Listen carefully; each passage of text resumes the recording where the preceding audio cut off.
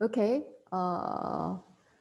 Yeah. Now we are at the open line round table discussion. Before we get started, I want to bring over Mr. Jong-seok Thomas Nam, BIFAN programmer and NAF managing director. Welcome, Thomas. Yeah, without further ado, let's dive into the first topic. Let's start out with genre filmmakings and current trend. How the fantasy genre film is doing each country. This is not mandatory question, but yeah. Who wants to start speaking? Can you repeat Well, the question again? Yeah, Thomas. So I guess the question was, sorry about that. I'm kind of jumpy. The question was, how's the genre, the fantastic genre film industry is going in your respective countries? When we say fantastic genre, we are talking about, of course, horror, thriller, action, adventure, sci-fi, those type of films. Of course, we are fantastic genre film festival, so we are kind of obligated to know about that. So does that mean that I should start? I don't know. But you all know that Korean films are kind of genre in nature because we do hybrid films. Whether it's a romance, whether it's a it's a drama or it's a comedy, we always have some kind of genre elements in that. I mean, whether it's even Parasite, you have some genre elements in that. Whether it's a gangster comedies or whether it's romance, like always, they all do. But the thing is, in recent times, these genre titles are actually working even better because OTT platforms like Netflix is now heavily investing into Korean dramas and original contents, and lots of those are the genre materials. I think in last year there were 116 films that were produced and released. Actually, they were released in 2020, and over 40% of those were with the genre elements. And so far in 2021, until April, we have 29 films that were released. And out of 29, we have 9 of them which are pure genre films. So I think in Korea, the genre production is very sound and well. So I want to hear about the rest of the territories about that as well. So let's go with you know, the favorite countries with the genre titles. How about Japan? I'm a huge fan of Japanese, horror films, J horrors, and so on. So maybe you can tell us about how it is. Okay. Sorry, I don't know about how Netflix Japan is doing the actual percentage of the genre films on Netflix Japan, but for theatrical, if you consider Japanese animation as genre film, every film on top 20 is genre film. And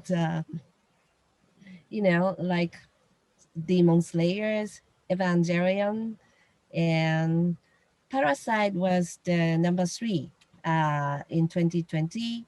It earned like 50 million US dollar box office for theatrical. And also the historical action, comedy, anime, Doraemon, and Tenet was the seventh for 27 US dollar. And also there's a pure genre horror, Japanese horror film. Uh, I don't know about the English title, but it's called Jikobukken Kowai Madori. Was the 10th of the total box office in 2020. It was 23 million US dollar box office. Kaiji Final Game. It's the action thriller based on the game or comic. 20 million. Well, 20 films, top 20 genre films, animation, horror, and Parasite, if you include. It's the only two foreign films with Tenet. Others are all Japanese. Um,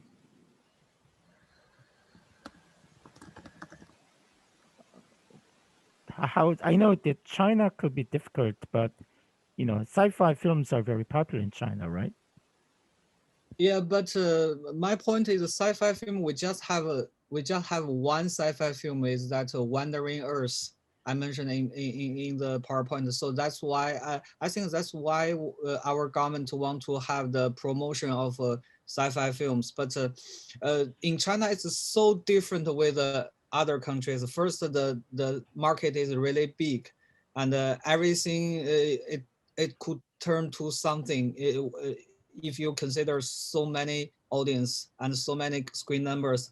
Other thing, we don't have Parasite. Parasite didn't pass the censorship in China, so we don't have Parasite, and we don't have Netflix. So we are, I think, together with North Korea, we are only two countries without Netflix.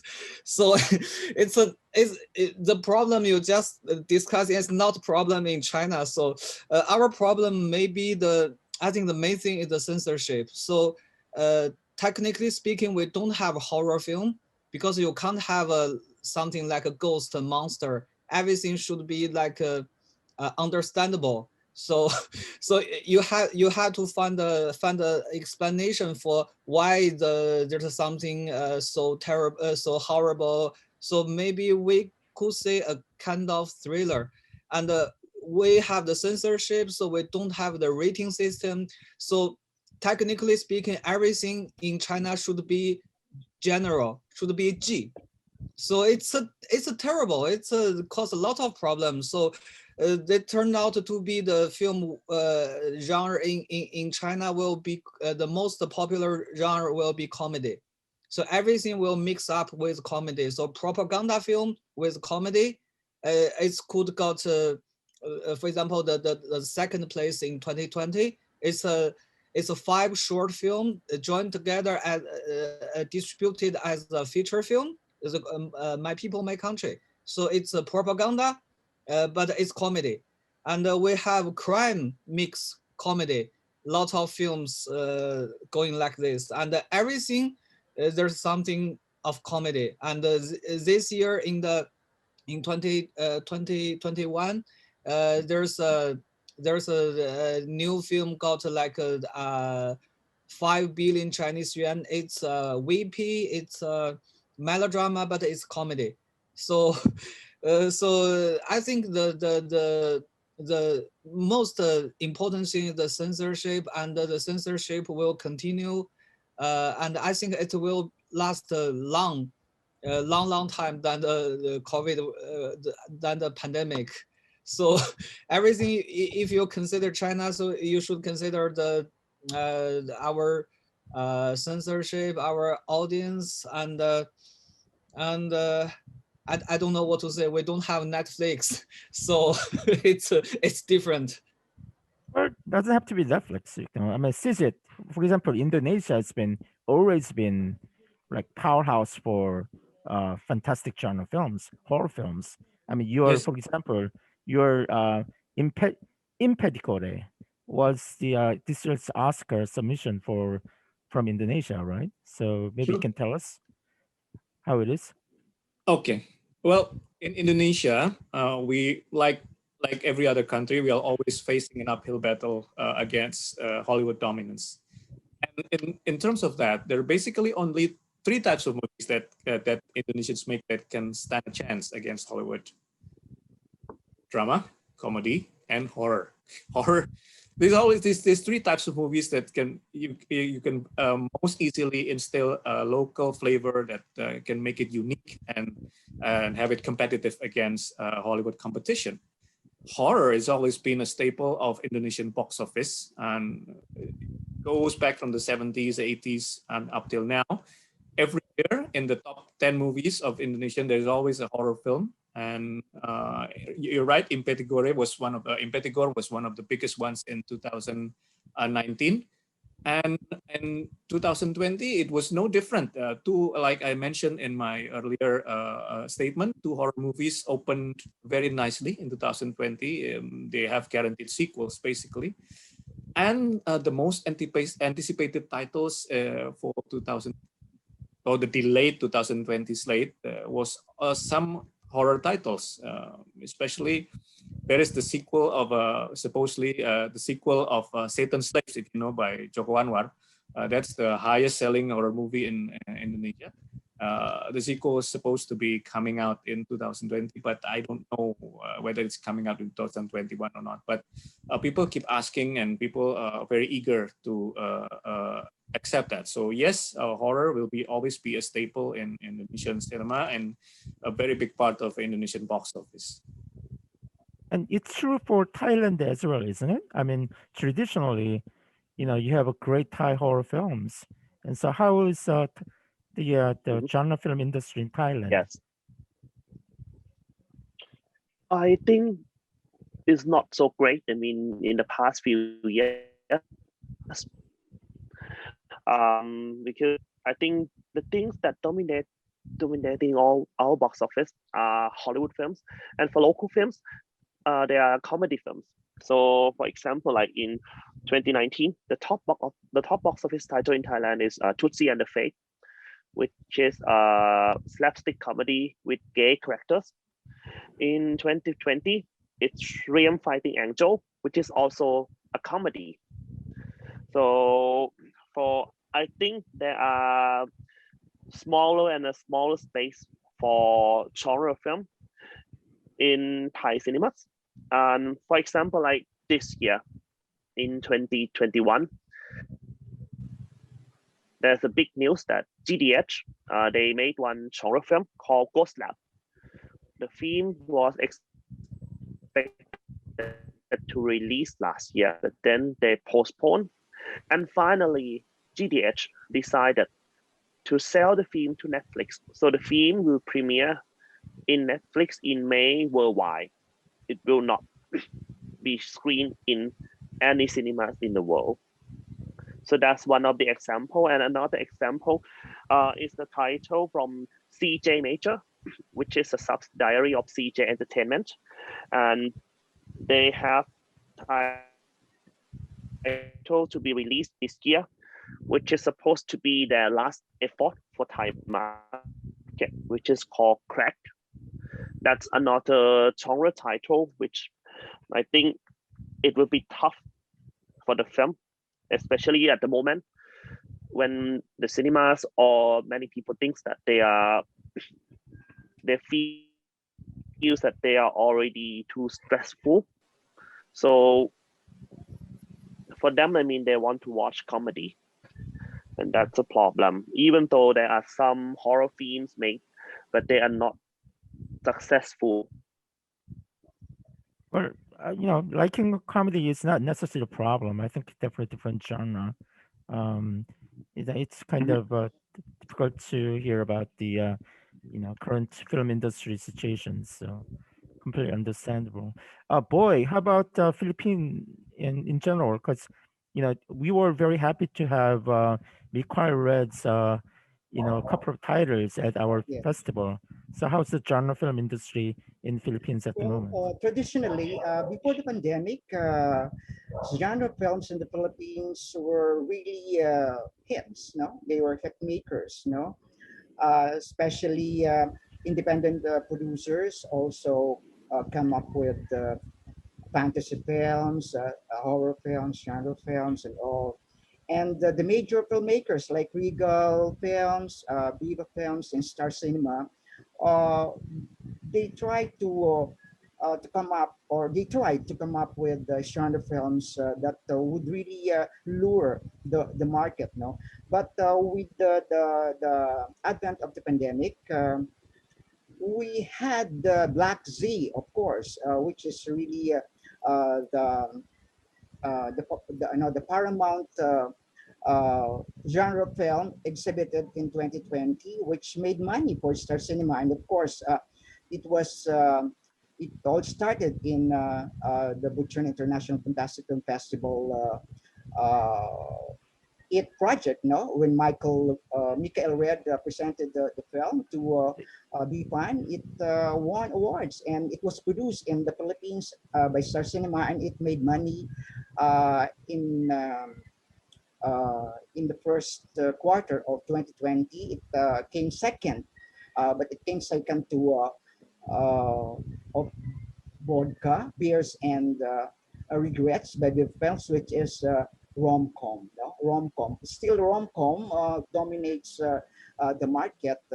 There were only three genre films produced last year, namely B.I.G, Night Shift by Viva Films, which didn't make much money, but it was theatrically exhibited just the same. And of course, Watch List, which was produced by Reality Entertainment, a conglomerate of Regal Films, but it was co-produced with a foreign production. And unfortunately, it was not in the top 10 of, or even in the top 4 of the money-making films in the Philippines last year because, of course, Regal Films and Reality Films don't issue official box office receipts of their outings, no? Well, but Yeah. it's good to hear that the production into still it's a genre is valuable. And lastly, I want to hear from Sylvia because I know that you had first ever creature feature in Singapore last year, right? You're talking about the Circle Line? Yes. Yeah, Circle Line is marketed as the first zombie film from Singapore. I hope it will come out soon. Oh, it's Yeah. not out yet. It's not But out yet. Yeah, I think they were planning to release it last year, but because of the pandemic, it's pushed back. let's Yeah. see. How's Yeah. just in general then? Yeah, horror films are quite popular in Singapore, from Thailand, from Korea, from Japan. The audiences loved it. And there are also locally produced horror films. And every year during the Ghost Month, you know what is the Ghost Month? It's the 7th month of the Lunar New Year calendar. So this is the month when the spirits can leave hell and can come out for 1 month. They can wander around. So this is usually the month very good for horror films. That's fantastic. I mean, Yeah, so usually yeah. during this time of the year, horror films are scheduled for release. But last year, because of the pandemic, I don't remember anything. So hopefully this year, this tradition will come back. Yeah, I hope this pandemic gets taken care of pretty soon so that everything goes back to normal. Our time's almost up, so we like to hear like a last word from each one of you about what we can do. Make it please, but make it briefly. Why? Since I have you on the screen, maybe we can start with Sylvia. Last one. Well, I hope the pandemic will be over soon and then we can go back to some kind of normalcy and we can start traveling again and meeting each other in person. Yes, I miss Singapore very much. How I about miss Korea how too. about how about Boy? Maybe give us like a last remarks. Yeah, of course. Of course, I will speak for my colleagues in the Philippine movie industry. I hope the pandemic will be over soon, and we will produce more genre films, rom-coms, fantasy, comedies, and all. We're waiting for the normalization of the situation. Thank you. Okay. How about Dan Saron? Yes. For me, I think eventually at one point the pandemic will end, or we will find a way to live with the pandemic. But the problem will be things that will change, like in Thailand now. Netflix is getting more and more important, and there'll be many companies that they start considering skip the theatrical release and selling their films to Netflix, which I don't know even after the pandemic ends. I mean, this trend will follow or not, which means that could be the end of cinemas in Thailand. And in the future, we will have to watch films only from the streaming platform, which are now in Thailand. I can say that Netflix is really dominating that market. So that is what I think everybody should concern, and to everybody should think of what we should do or what we should be in the future for film people in Thailand. Okay. Well, I think that's a general agreement of that, future of the industry, that it will always, there will always be the online platform as well as the on-site theatrical ones too. So how about Sisit? Maybe you could tell us a little more, about the last word. Yeah, I'm going to end with a very optimistic note, because Indonesian cinemas are really, and as of now, coming back with Godzilla vs Kong and then Mortal Kombat. It's really, really picking up. Vaccinations underway, and I believe that we are heading for a very strong second part of 2021. Not yet a full recovery. As the pandemic itself, I believe it will never truly end, like becoming zero. There will be still parts of it that will change our industry forever. But I believe that also there is the theatrical experience is still very strong, will coexist with the streaming platform for years to come. Thank you. Okay. How about Yao? What do you think? Yeah, I think China is different, and because I think nowadays the Chinese government did really good things to control the pandemic. So, but as to the industry, I think now they have something. They have some idea that actually the Chinese market will be how do I say self-circulation. That's the problem. Before the pandemic, we have lots of this kind of communication, not only co-production. For example, director Shinji Iwai from Japan, he came to China, make a film, and we have a lot of co-production with Korea, adaptation from Korean films, and actually we share the same story, this kind of communication co-production, but the pandemic cut this. So but our industry now is they looking very good. So the problem is I'm kind of worried. I'm this kind of I'm not so optimistic. I'm a kind of always worried about this. If they continue this kind of thinking of we can do this of things like self-circulation, then our industry will go to something. Now I can't have the how do I say the conclusion, but I noticed some not so good things. So we need time to wait, and we need to see. And but my wish is is for everyone, and please keep healthy and be careful. I think the third wave and the fourth wave, like I'm talking about Evangelion, it's the third impact, and it's very, very serious. So hope everybody will be fine, and I think that the day will come, and let's meet someday. Absolutely. How about Yuko-san? What do you think about Japan?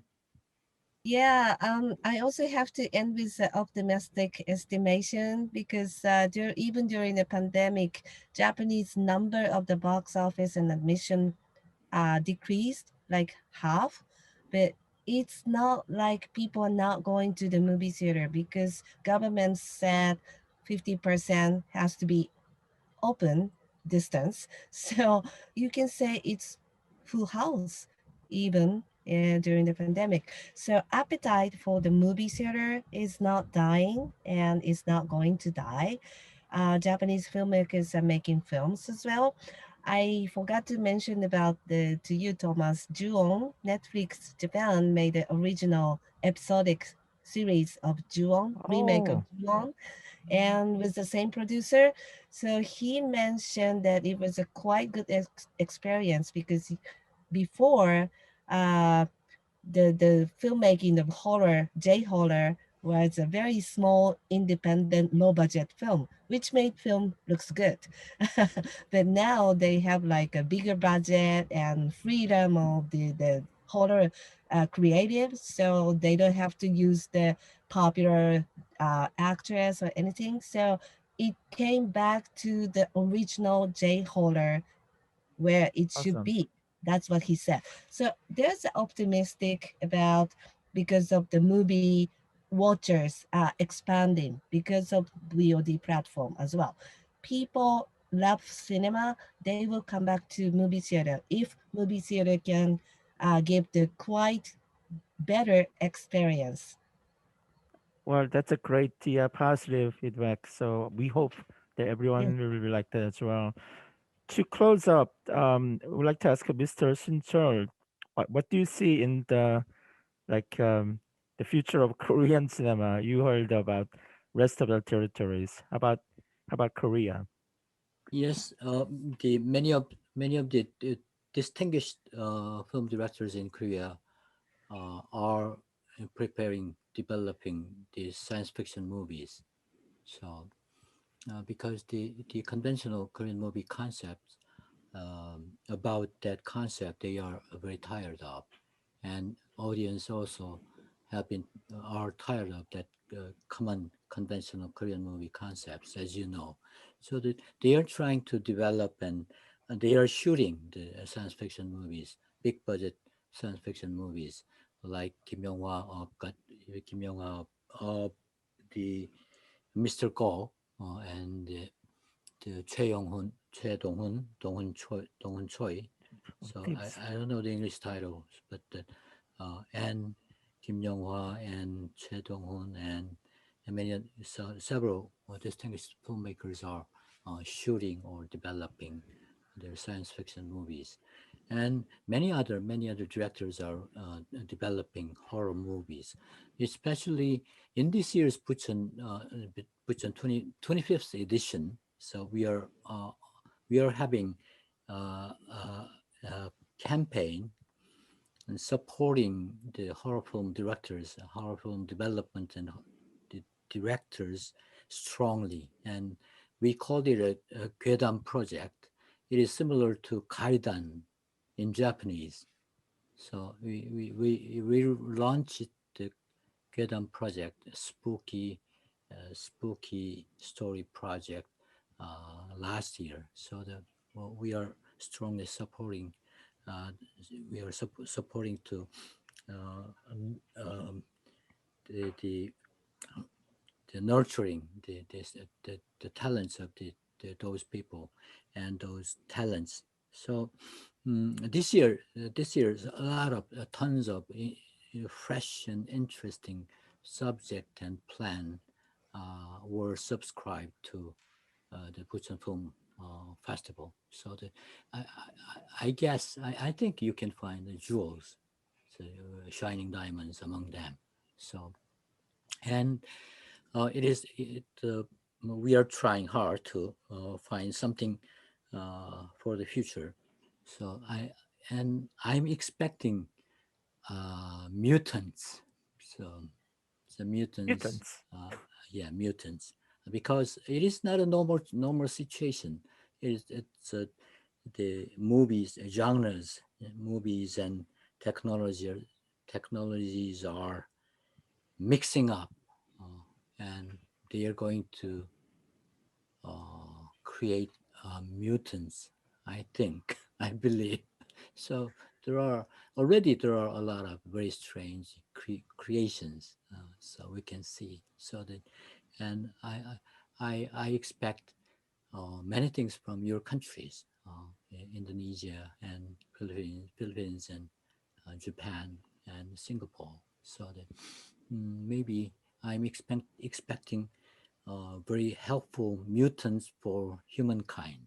So, okay. I guess Thank I you. guess the, Thanks a lot.